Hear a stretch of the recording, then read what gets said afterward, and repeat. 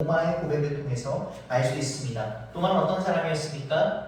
내가 손과 발에 예수님의 손과 발에 못을 그 못자국에 손을 넣지 못하고는 믿지 못하겠다는 사람이었으나 그는 예수님을 보고 나서는 이렇게 고백합니다. 요한복음 20장 27절에서 28절을 읽겠습니다. 도마에게 이르시되 내 손가락을 이리내어 내 손을 보고 내 손을 내밀어 내 옆구리에 넣어보라. 그리하여 믿음 없는 자가 되지 말고 믿는 자가 되라. 도마가 대답하여 이르되 나의 주님이시여 나의 하나님이시나이다.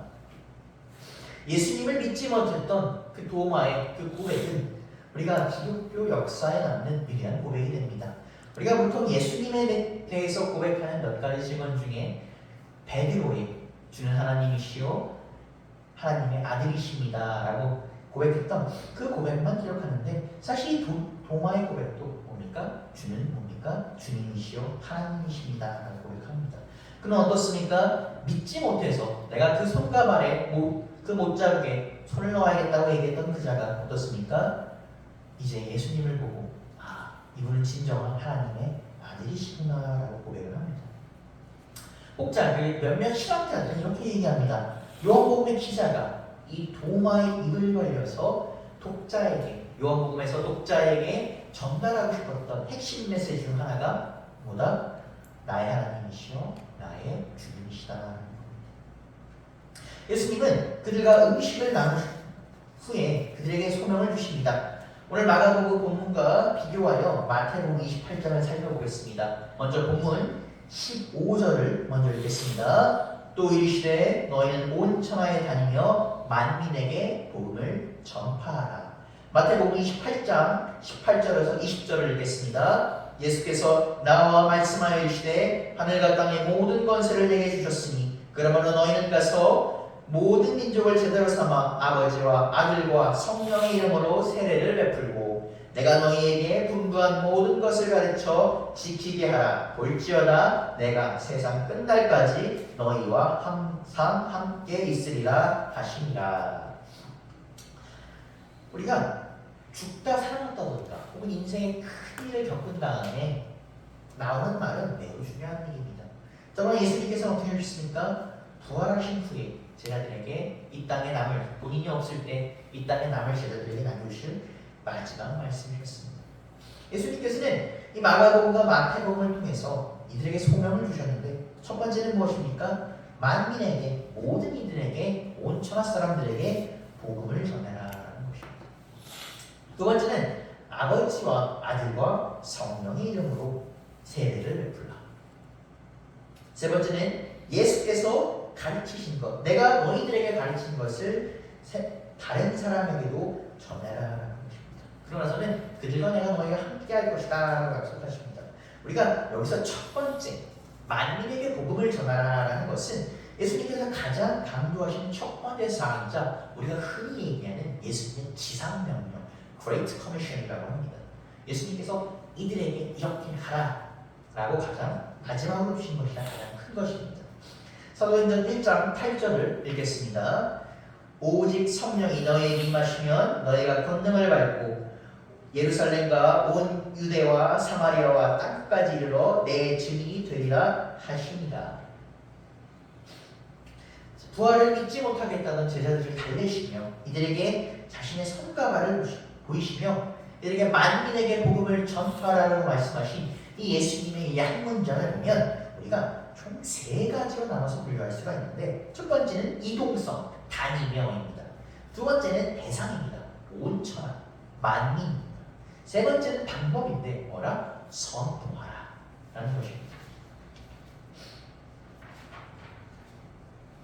첫 번째 살펴본 것은 복음의 이동성입니다.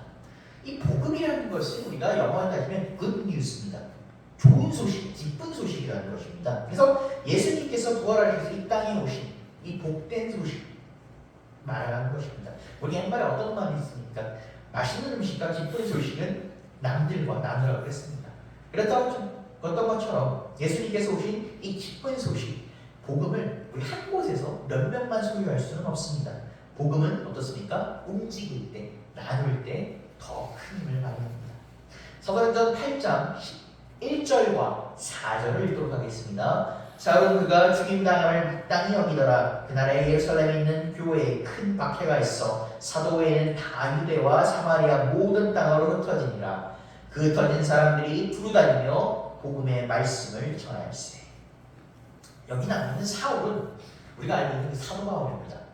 사도 바울이 사도 바울이 전 사도일 때 그는 어땠습니까? 복음의 시작점인 예루살렘 교회를 핍박하는 사람이었습니다.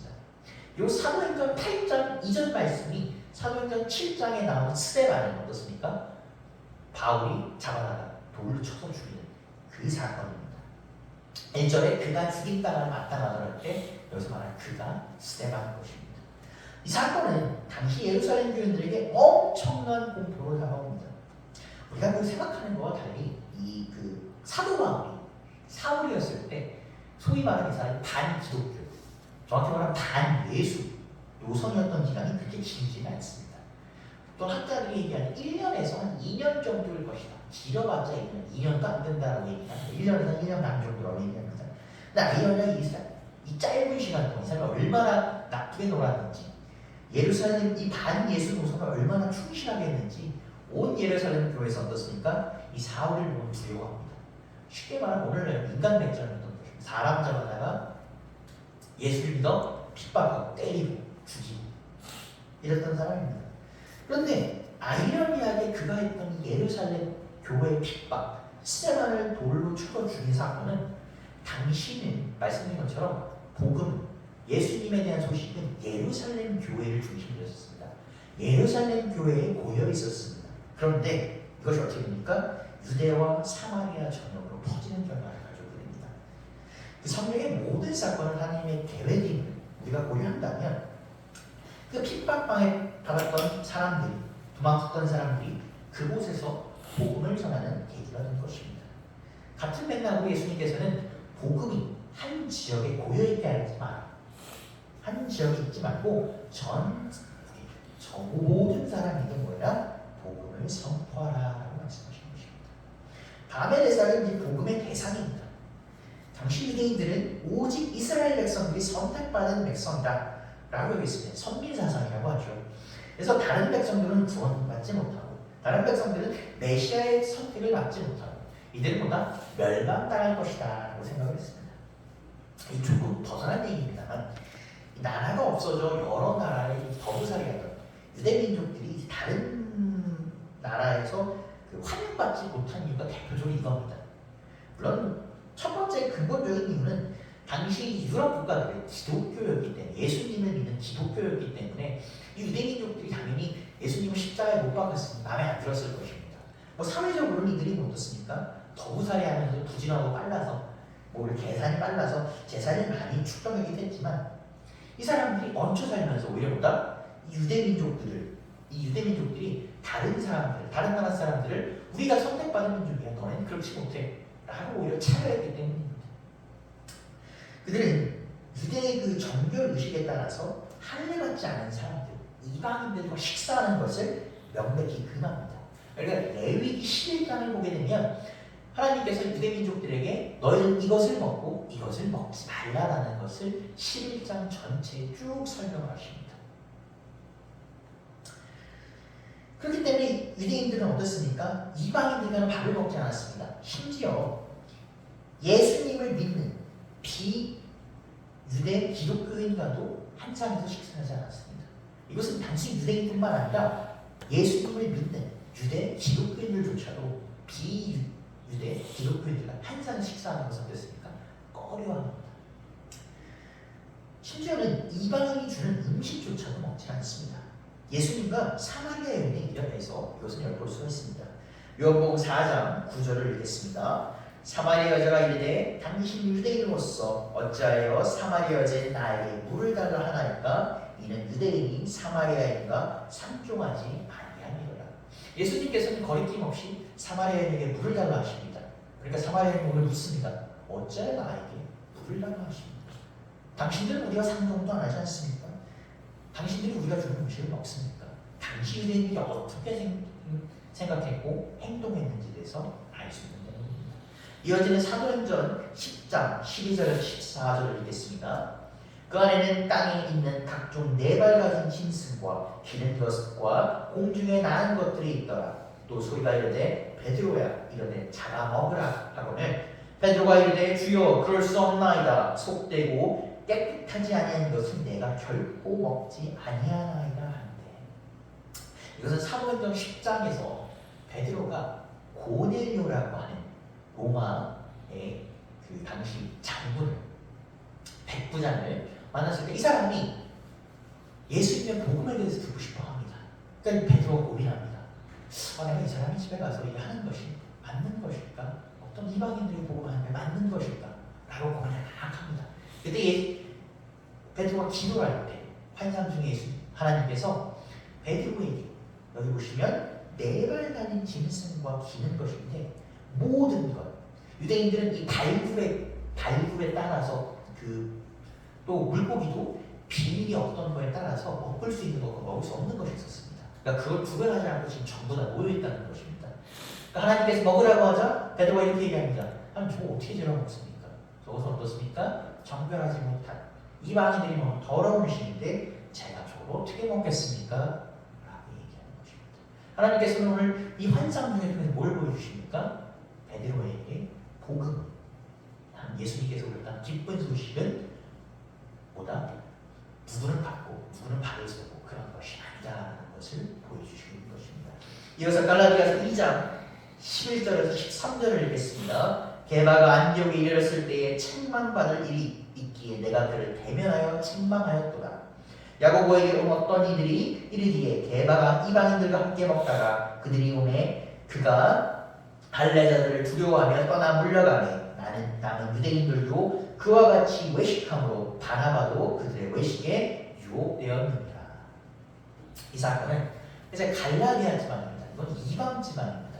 우리가 보통 유대인들의 사도라고 하면 베드로를 떠올리고 이방인들의 사도라고 하면 사도 바울을 떠올립니다. 사도 바울은 예루살렘이 아니라 이방 지역에 가서 이제 복음을 전합니다. 이제 역사학자들이나 종교학자들이 이런 얘기를 합니다. 예루살렘은 12사도들의 지위가 공고했기 때문에, 이 당시에 야고보도 있고 베드로도 있기 때문에 아마 사도 바울 이전에 그의 행적 때문에 예루살렘에는 조금 말씀을 전하기 어려워서 이방 지역으로 나갔을 수도 있다 이렇게 얘기합니다. 어쨌든 간에 이는 이방 지역 갈라디아 지방에 가서 이렇게 선교를 하고 예수님의 복음을 전하고 이들을 이제 기독교로 끌어들입니다. 전도를 할 것입니다. 자, 그런데 이들과 같이 밥을 먹게 되는데 사도 바울은 이전에 뭐라고 합니까? 유대인들은 하나님을 믿는 이 유대인들은 반드시 할례를 받아야 되는데 사도 바울은 이렇게 얘기합니다. 할례를 보다 이방인들은 받을 필요가 없다라고 얘기합니다. 자, 그러자 그리고 이 유대인들은 이제 사도 바울은 이 갈라디아 사람들과 같이 밥을 먹습니다. 그런데 말씀드린 것처럼 유대인들에 있어서 이거는 허용되지 않는 것입니다. 할례 받지 못한 사람들은 어떻게 한식판을 나누다니. 여기서 말하는 게바, 베드로가 그런데 갈라디아 지방에 가게 됩니다. 다소 역사적인 얘기인데 이 당시에 교회 지도자라고 불릴 수 있는 3명이 있습니다. 첫 번째는 이방인의 사도라고 불리는 사도 바울이 있었고, 두 번째는 예수님의 형제라고 하는 야고보. 이는 전통적인 보수적인 예루살렘 교회 지도자입니다. 그러나 한 명이 남는 사람은 베드로인데 이 베드로는 누구냐면 중도파입니다. 당시에 우리가 그 이방 교회와 예루살렘 교회가 갈등까지는 아니고 서로 간의 의견 차이가 좀 있었기 때문에 이 베드로가 중도파로서 왔다 갔다 하면서 의견을 약간 조율하는 모습을 보여줍니다. 자, 이렇게 베드로가 가서 같이 식사를 하는데 야고보가 보낸 사람이 예루살렘 교회 수장이 보낸 사람이 이렇게 옵니다. 자, 이것을 보니까 베드로가 어떻습니까? 자리를 피합니다. 왜? 할례 받지 못한 사람과 같이 밥을 먹을 수 없기 때문에. 물론 이것에는 이제 베드로 입장에 얘기하면 어떻습니까? 굳이 갈등되는 모습을 보여줘서 심화시킬 필요가 없다라고 생각해서 베드로가 피한 면모도 있겠지만 우리가 유대인들이 할례 받지 못한 사람들과 같이 밥을 나누지 않았나. 즉 이들은 복음을 자신들 것이라고만 생각했다라는 것을 볼 수 있습니다. 그런데 예수님께서는 제자를 통해서 분명히 말씀하십니다. 복음, 기쁜 소식은 만민을 위한 것이다. 유대인만을 위한 것이 아니요 보다 복음을 받은 헬라인들을 위한 것만도 아닌 모든 만민을 위한 것이다. 그렇기 때문에 예루살렘에서 멀리 떨어진 우리가 이곳까지 우리가 예수님의 이름으로 예배를 드릴 수 있는 것입니다. 마지막에 뭡니까? 복음의 전파의 방법입니다. 예수님께서는 복음을 어떻게 하라? 선포하라 라고 말씀하십니다. 우리가 사전을 보게 되면 사전에 선포의 사전적 정의는 진리나 사실을 세상에 정확하게 대중적으로 널리 알리다라는 것입니다. 예수님께서는 복음을 어떻게 하라? 세상이 진리를 이 세상에 자신있게 정확하게 널리 알려라, 당당하게 선포하라 라고 이렇게 말씀하고 계십니다. 그래서 예수님께서는 그분의 이름을 믿는 자들에게 어떻게 하십니까? 구원을 약속하십니다. 본문 16절에서 20절을 읽도록 하겠습니다. 믿고 세례받는 사람은 구원을 얻을 것이요 믿지 않는 사람은 정죄를 받으리라. 믿는 사람들에게 이런 표적이 따르니 곧 그들이 내 이름으로 귀신을 쫓으며 새 방언을 말하며 뱀을 들어올리며 무슨 독을 마실지라도 해를 받지 아니하며 병든 사람에게 죄를 얹은즉 나으리라 하시더라. 주 예수께서 말씀을 마치신 후에 하늘로 올려지사 하나님 우편에 앉으시니라. 제자들이 나가 두 전파할세 주께서 함께 역사하사 그 따르는 표적으로 말씀을 확실히 증언하시니라. 소명과 더불어 제자들을 포함한 믿는 자들에게 구원을 약속하신다 더불어 어떻습니까? 이들에게 능력을 주십니다. 첫 번째는 귀신을 내쫓는 능력이며 두 번째는 새 말을 하는 것이며 세 번째는 병든 자를 고치고 또 그들 또한 고침받는 은사를 우리가 받게 된다는 것입니다. 우리가 이 해당 본문에서 세례에 관한 내용을 중심적으로 봐야 됩니다. 16절에서 어떻게 얘기합니까? 믿고 세례받는 자에게 구원이 따를 것이다 라고 이렇게 이야기합니다. 우리가 보통 개신교는 카톨릭과는 다르게 그 병자 성사를 포함한 그 대부분의 성사를 인정하지 않습니다. 그런 두 가지를 인정하는데 두 가지는 우리가 꼭 따르면 어떻습니까? 첫 번째는 성만찬이에요. 두 번째는 어떻습니까? 세례입니다. 이 둘은 성경에 이 66권에 명백히 나와 있는 것이기 때문에 우리는 이것에 대해서는 명백히 따르고 있습니다. 마태복음 3장 13절에서 16절을 읽겠습니다.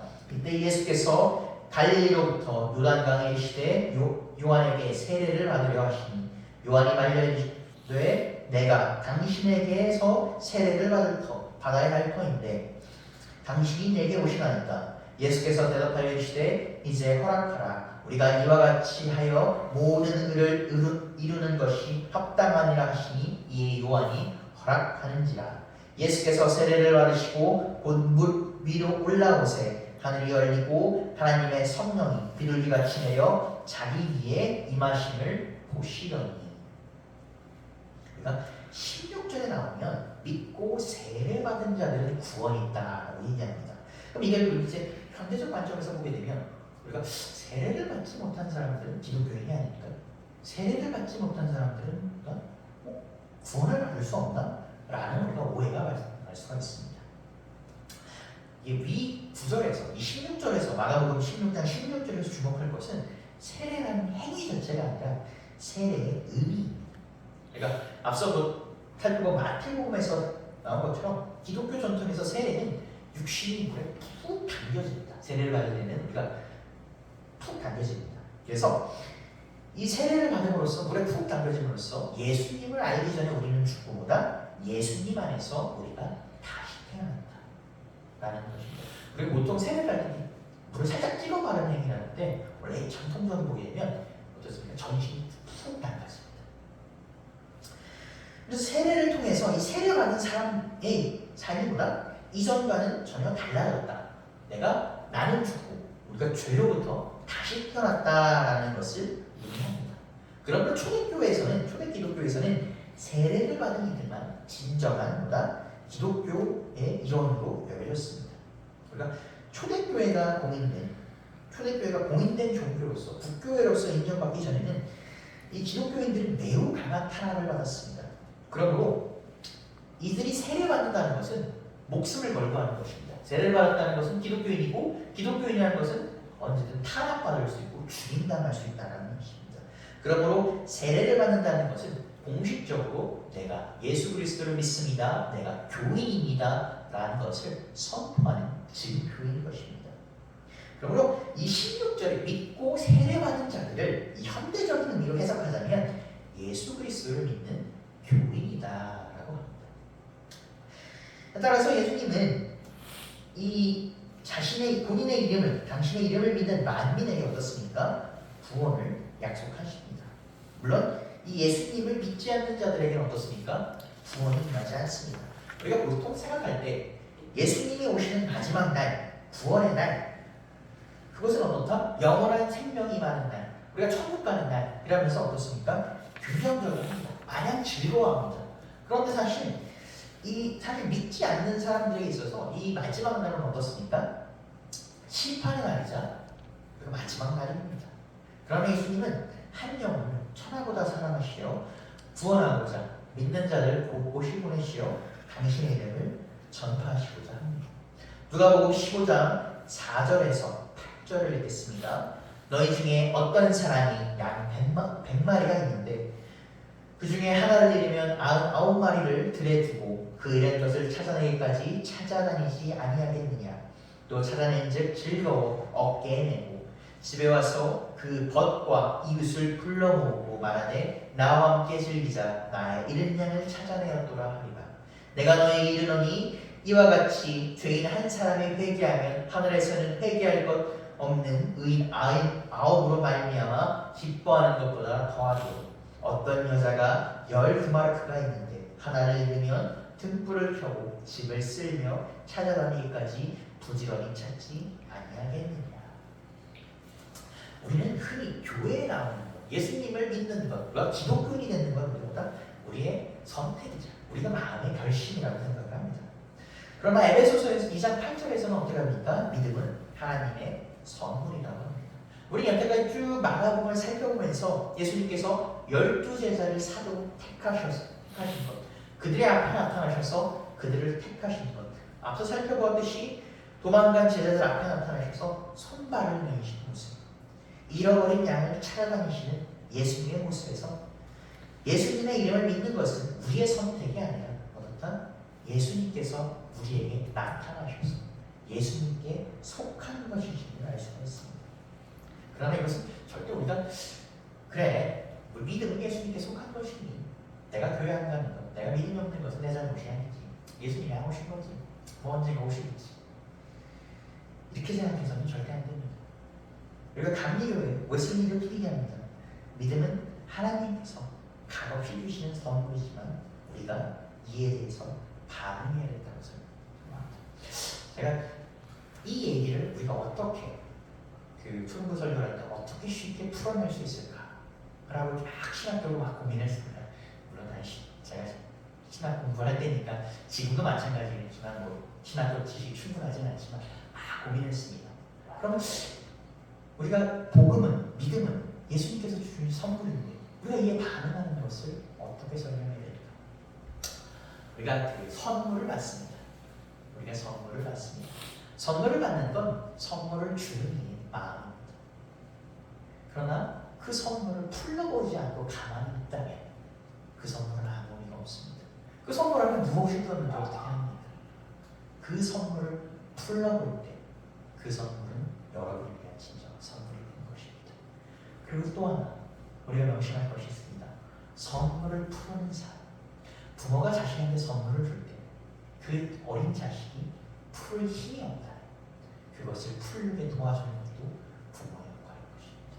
마찬가지로 예수님께서는 우리를 위해서 선물을 준비하셨고 우리가 선물을 풀고자 할 때 그 우리 손이 연약하여 풀 힘도 없을 때 우리의 손을 붙잡아 주시는 것도 예수님의 선물인 것입니다. 요한계시록 3장 20절에서는 이렇게 이해합니다. 같이 읽겠습니다. 볼지어다 내가 문 밖에 서서 두드리노니 누구든지 내 음성을 듣고 문을 열면 내가 그에게로 들어가 그와 더불어 먹고 그는 나와 더불어 먹으리라.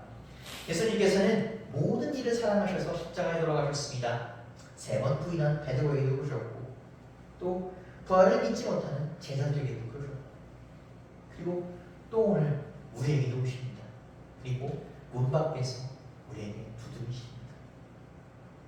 우리에게 선물을 주고자, 우리 안으로 들어오고자 두드리십니다. 그럴 때 우리는 어떻게 해야 됩니까? 요한계시록에서 이렇게 해야 됩니다. 문을 열어야 합니다. 예수 그리스도를 영접할 때 우리는 예수님을 우리 안에 맞이하여 우리 안에 모시고 그분과 함께 거하여야 합니다. 예수님께서 이렇게 소명을 주셨습니다. 이 소명을 주시고 나서 제자들이 어떻게 합니까? 이 제자들이 예수님의 소명받은 대로 사도의 삶을 살았다고 합니다.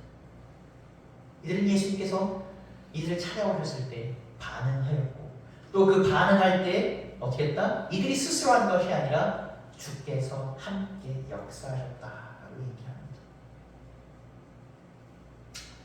오늘 성경에서는 예수님께서는 이 말씀을 제자들에게만 한 것이 아닙니다. 이 성경 마가복음에 있는 우리에게도 하시는 말씀입니다. 예수님께서는 오늘도 우리에게 말씀하십니다. 그리고 우리와 찾아오십니다. 우리가 반응해야 하며 그 반응할 때에 주님께서는 우리에게 함께 역사하실 것입니다. 주님께서는 이 자리에 부르신 모두에게 소명을 주십니다. 그 소명이라는 것이 꼭 나가서 선교해라, 모자 아프리카 오지가 선교해라 이런 것이 아닙니다. 각자 삶에서 저는 비록 그 소명이 여러분에게 하나님께서 주신 소명이 무엇인지는 알 수 없습니다. 그러나 주님께서는 여러분을 부르실 때 각자 뜻이 있기 때문에 여러분 한 영혼을 천하보다 사랑하셨기 때문에 부르셨습니다. 그리고 그 의미는 여러분이 주님과 반응하시고 함께 하실 때 할 수 있습니다. 예배나 오신 부천 반석교회 여러분, 주님께서 천하보다 사랑하신 여러분 한 영혼, 오늘도 주님께서 먼저 찾아오셨음을 그리하여 여러분이 주님과 더불어 먹고 마시기를, 예수님을 영접한 우리의 삶 가운데 우리의 발자국이 찍히는 곳곳마다 주님의 역사와 주님의 동행하심 함께 하시기를 예수 그리스도의 이름으로 축복합니다. 기도하시겠습니다. 주님 감사합니다. 오늘도 말씀으로 우리를 불러주심에 감사드립니다. 주신 말씀을 돌아볼 때에